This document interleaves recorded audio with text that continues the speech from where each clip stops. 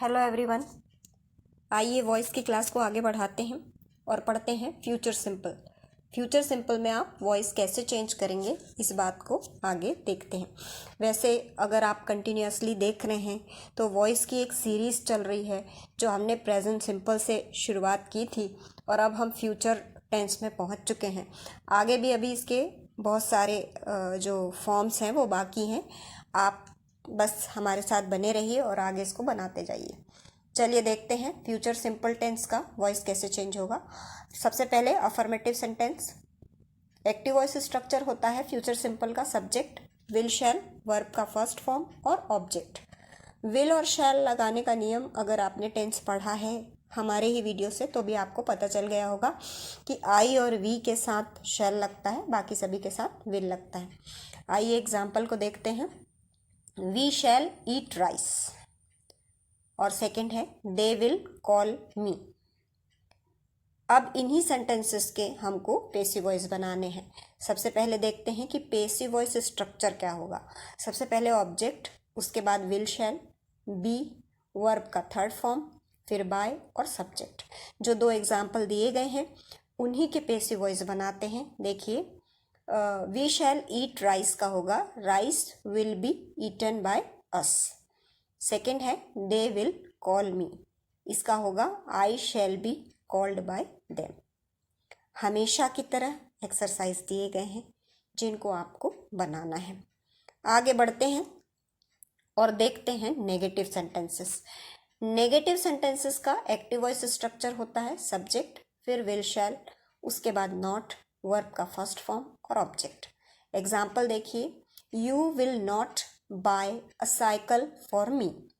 Second है he will not search the solution of my problem. चलिए इसका passive voice structure देखते हैं। ऑब्जेक्ट, फिर विल शैल, उसके बाद नॉट, फिर बी, वर्ब का थर्ड फॉर्म, बाय और सब्जेक्ट। ये बनेगा एग्जाम्पल का you will not buy a cycle for me का पेसिव बनेगा a cycle will not be bought by you for मी।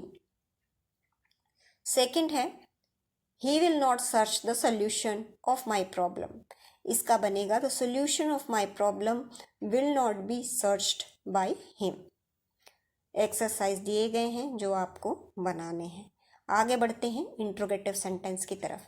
देखिए, अगर आप इस सीरीज में पढ़ाई कर रहे हैं तो ये जो फॉर्मूले या स्ट्रक्चर दिए गए हैं इनको आप अपनी नोटबुक में नोट कर लीजिए, तो ये एक फॉर्मूला ही जो है वो आपके बहुत काम आएगा।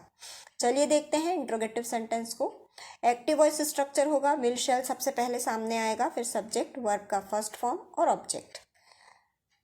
एग्जाम्पल इसमें डायरेक्ट दे दिया गया है इसलिए पेसिव वॉइस स्ट्रक्चर को पहले देख लेते हैं फिर एग्जाम्पल देखेंगे।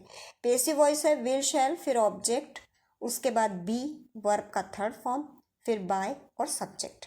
एग्जाम्पल देखिए, एक्टिव वॉइस में होगा विल यू हेल्प मी, इसका पेसिव बनेगा will I be helped by you. दूसरा है shall we join the party, इसका पेसिव बनेगा will that party be joined by us. Exercise फिर दिए गए हैं जो आपको बनाने हैं। आगे चलते हैं इंट्रोगेटिव विथ क्वेश्चन वर्ड की तरफ। क्वेश्चन वर्ड जैसा कि हमने पिछले वीडियोस में भी देखा है कि क्वेश्चन वर्ड का जो नॉर्मल स्ट्रक्चर है उसमें क्वेश्चन वर्ड, फिर विल शैल, उसके बाद सब्जेक्ट, वर्ब का फर्स्ट फॉर्म और ऑब्जेक्ट। लेकिन यदि क्वेश्चन में हु है तो हु का बनता है हु, फिर विल शैल, वर्ब का फर्स्ट फॉर्म और ऑब्जेक्ट। एग्जाम्पल देख लेते हैं। Why will you leave the job, why will they not call you और who will attend the party. पिछले वीडियोस में भी चल रहा है और ये चर्चा लगातार चल रही है कि जो इंट्रोगेटिव सेंटेंसेस आप बनाते हैं उसमें बहुत से जो सेंटेंस होते हैं वो ऐसे होते हैं जिनमें कि नॉट लगा रहता है, जिसको कि हम इंट्रोनेगेटिव बोलते हैं। तो नॉट की पोजीशन भी मेरे ख्याल से अब तक आप समझ गए होंगे, इसलिए इस वीडियो में मैंने अलग से मेंशन नहीं किया है। चलिए इसका पेसिव स्ट्रक्चर देखते हैं। क्वेश्चन वर्ड लगेगा, फिर विल शैल, उसके बाद ऑब्जेक्ट, फिर बी, वर्ब का थर्ड फॉर्म, बाय और सब्जेक्ट। यदि हु है प्रश्न में तो हु का हो जाएगा बाय whom, फिर विल शैल, उसके बाद ऑब्जेक्ट, फिर बी और वर्ब का थर्ड फॉर्म। इन्हीं क्वेश्चंस के पैसिव वॉइस बनाते हैं। Why will you leave the job, ये बनेगा why will the job be left by you.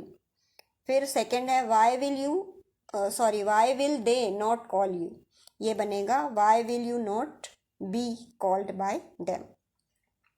Who will attend the party, इसका बनेगा by whom will the party be attended. इस तरह से ये बनेगा। अब तक आप समझ चुके होंगे कि नॉट को कैसे या किस जगह पर लगाना है। अगेन एक्सरसाइज दिए गए हैं, इनको आप बनाइए।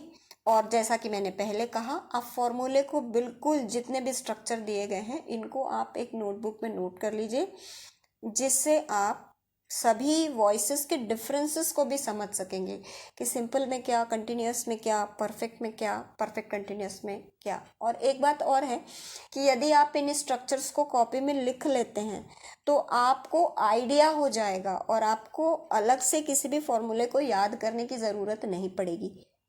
वैसे मैं कोशिश करूँगी कि मैं इस सभी फॉर्मूले का एक चार्ट बनाकर आपको ज़रूर प्रोवाइड करवाऊँ। अगर ये वीडियो आपको थोड़ी भी काम की लगती है तो बिल्कुल इसको लाइक, शेयर, सब्सक्राइब करना ना भूलें। Thank you for watching. Bye bye.